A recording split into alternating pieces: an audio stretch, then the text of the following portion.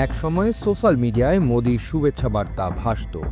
হৃদয়ের গভীর থেকে আমার বন্ধু ডোনাল্ড ট্রাম্পকে অভিনন্দন। কিন্তু সময় বদলেছে। এখন মোদি ট্রাম্পের বন্ধুত্বের চেয়ে বেশি আলোচনায় শি জিনপিং ও নরেন্দ্র মোদির উষ্ণতা। প্রশ্ন হলো, কেন এই পরিবর্তন? রাজনৈতিক কৌশল, ভূ রাজনৈতিক চাপ, নাকি অর্থনৈতিক বাস্তবতা? উত্তর খুঁজতে গেলে ফিরতে হবে কার্ল মার্কসের ডাস ক্যাপিটালে। মার্কস বলেছেন, রাষ্ট্রের নীতির মূল চালিকা শক্তি হলো পুঁজি। যেখানে মুনাফা বেশি, সিদ্ধান্তও সেদিকেই যায়। ভারতের ক্ষেত্রেও তাই।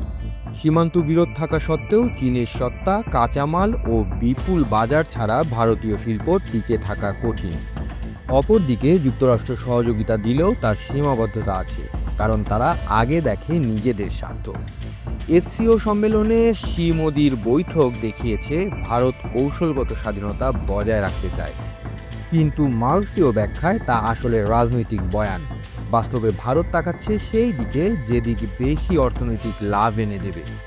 অতএব যুক্তরাষ্ট্র ছেড়ে চীনের দিকে ভারতের ঝুঁকে পড়া বন্ধুত্বের প্রশ্ন নয়, বরং অর্থনীতির অনিবার্য টানাপোড়েন। আপনারা দেখছিলেন প্রতিদিন সকাল।